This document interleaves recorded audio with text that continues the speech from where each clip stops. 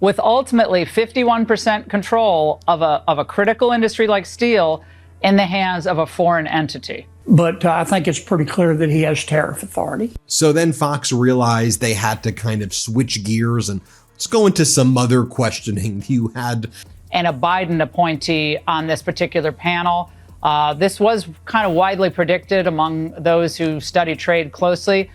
You mean that a federal judge has intervened with the other two branches' ability to make policy? I'm shocked.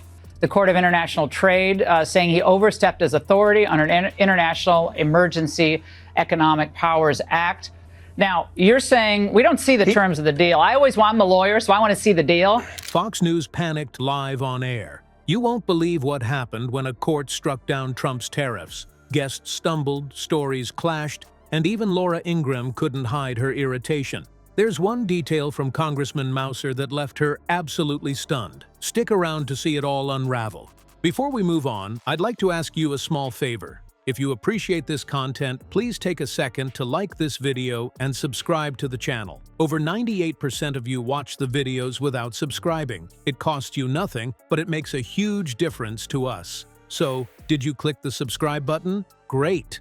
Thank you so much. Now, back to the video. When a federal court ruled against Trump's tariffs, Fox News found itself in a tight spot. And boy, was it messy to watch.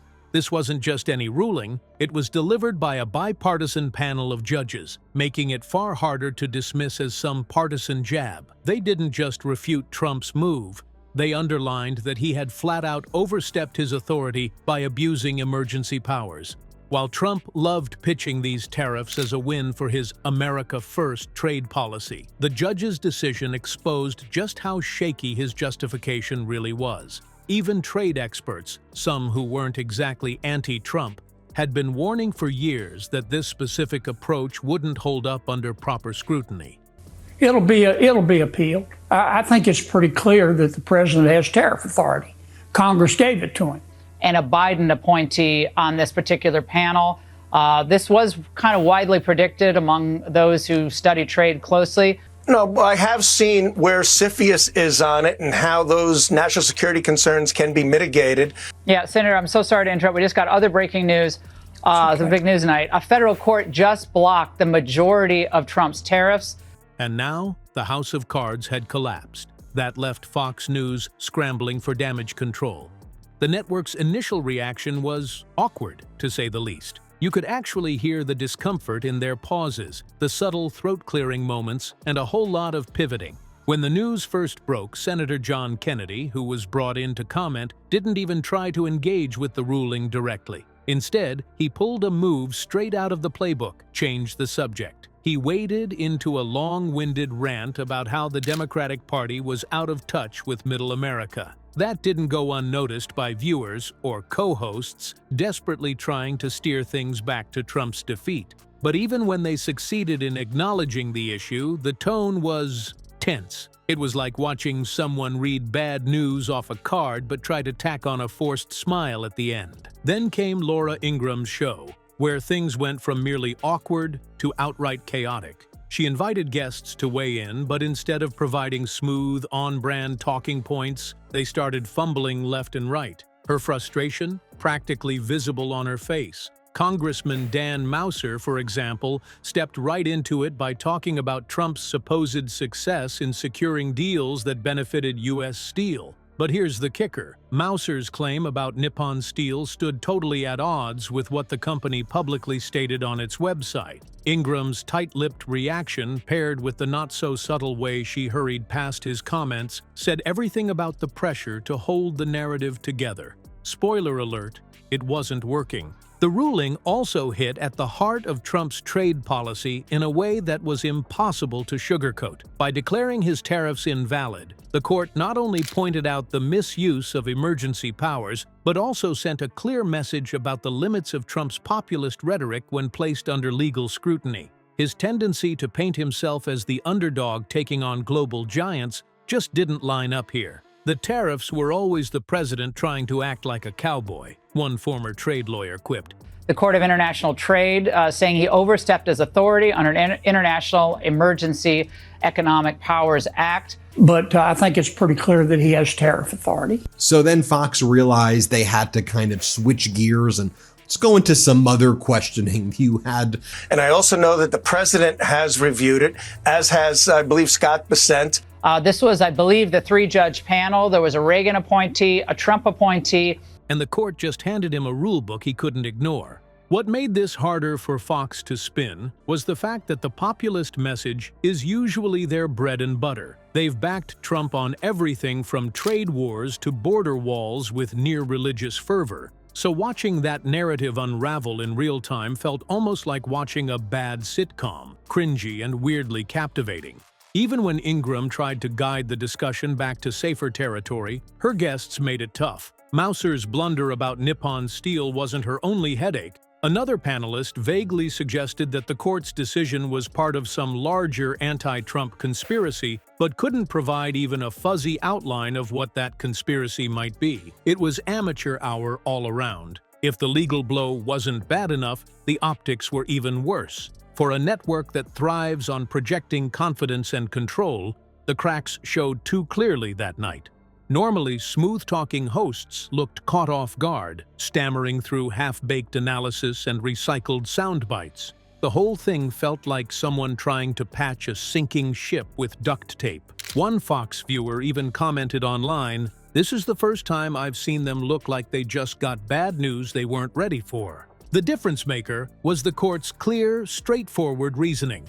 They didn't hedge or qualify their decision. Instead, they focused on Trump's misuse of emergency powers, a legal standard that even non-lawyers could understand was important. For a president who had positioned himself as the ultimate deal-maker, this ruling was less of a critique and more of a loud courtroom-style smackdown.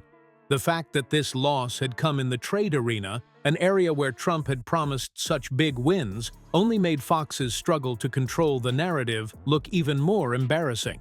As the show wrapped up, Ingram's agitation was hard to miss. Her usual confidence seemed to waver as she tried to land on a cohesive closing point that wasn't just a rehash of, "But the Democrats are worse." It didn't help that by this stage, the narrative she'd been pushing all evening, essentially trying to minimize Trump's loss as a minor technical setback, was visibly falling apart. That hasn't happened since yesterday. 5 it'll minutes be taken ago. up. You mean that a federal judge has intervened with the other two branches' ability to make policy? I'm shocked.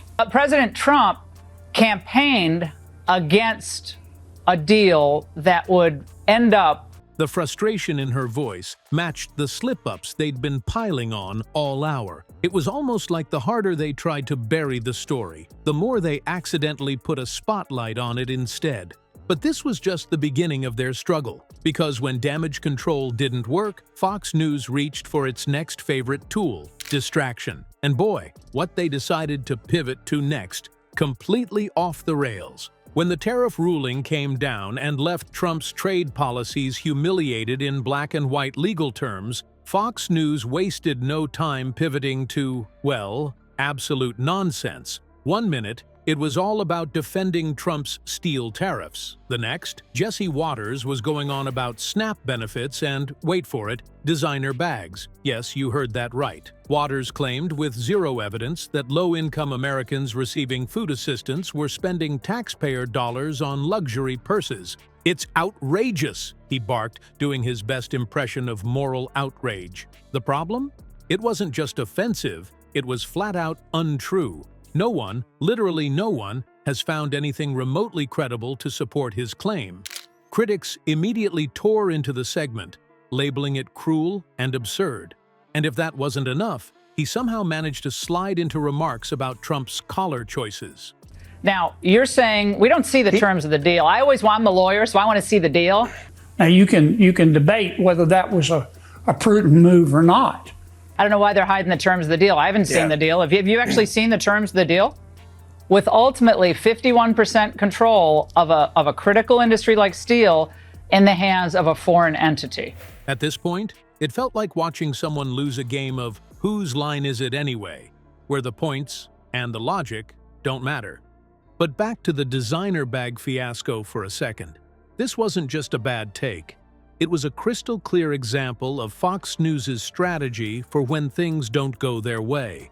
Instead of staying on topic and addressing Trump's loss, or even trying to spin the court decision, they slapped together an entirely separate controversy. They've done it before, sure, but this time it was so clumsy it bordered on parody. Waters played it straight, like he was uncovering a national scandal, but anyone with half a brain could see what was really going on. It was distraction, pure and simple. And Jesse wasn't the only one going off the rails that day.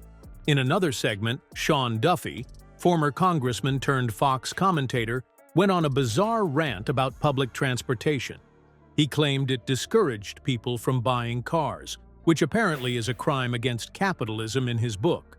What cars or buses had to do with Trump's trade policies was anyone's guess, but Sean managed to fume about it for several minutes, like it was the hill he planned to die on. Then, as if things couldn't get weirder, Linda McMahon popped up on another show to weigh in on the WNBA. Yes, serious airtime was given to a completely unrelated discussion about women's basketball. Viewers could practically feel the desperation leaking through the screen. But here's the thing. Even these stretches into absurdity weren't entirely random. What they actually revealed was Fox News' refusal to deal directly with the unpleasant reality of Trump's loss. Instead of taking it head-on, analyzing why the court ruled the way it did, what implications it could have for his policies, or how this fit into Trump's broader trade failures, they leaned hard into tabloid-style misdirection. Play up the outrage, churn up emotions, and maybe, just maybe, no one will notice the giant legal elephant still sitting in the room. Spoiler, people noticed. And it wasn't just outsiders tearing these distractions apart. One of Fox's own contributors, Jessica Tarlov, used her time on air to call out not only Trump's evasiveness, but also the network's complicity in letting him get away with it. How many times does he get to say, "I don't know" or "I'm not sure" before we press him for something real, she asked, referring to some of Trump's notoriously vague answers during recent interviews. She wasn't wrong. Instead of holding him accountable or pushing him on hard issues like the tariffs, much of Fox News seemed content to stick with their usual formula: praise him, divert attention, or flood the airwaves with unrelated grievances. Now, let's go back to those unrelated segments for a moment. Jesse Waters and his laughable designer bag drama got called out across social media. But it wasn't just the misinformation that people had an issue with. It was how obvious it made Fox's game. Critics pointed out that by turning a non-issue into a headline topic, the network only made it clearer how much they were avoiding the real story. Even Waters' strange commentary about Trump's favorite collar styles didn't help. At one point, he compared it to branding, saying Trump's stiff white collars exuded authority. "What are we even talking about here?" one viewer tweeted. Good question. These failed distractions kept piling up, proving that not only was Fox struggling with how to spin Trump's loss, they couldn't even mask their own bias. Between Duffy's anti-subway tirades and McMahon analyzing basketball instead of trade deficits, the network's attempts at diversion flipped the spotlight back on their unwillingness to criticize Trump. If anything, it made the court ruling look even more significant. By running scared from the topic, Fox did the impossible. They made it worse. And that leaves us with one big, uncomfortable question. If Fox News, the self-proclaimed voice of America's heartland, won't confront these inconvenient truths, then what does that say about their influence? More importantly, where does that leave their audience? Who's being fed this smokescreen day after day? Fox News' reaction to Trump's tariff defeat wasn't just your typical awkward broadcast. It put a spotlight on their biggest weakness, the inability to tackle inconvenient truths. The court decision was clear, bipartisan, and impossible to spin, leaving the network scrambling to distract with ridiculous segments about designer bags and collar styles. It's a reminder that when a narrative crumbles, sensationalism often swoops in to fill the void. This is why questioning the media you consume matters. Don't settle for the loudest voice or the flashiest story. Dig for facts, challenge biases, and hold everyone from networks to leaders accountable. Always.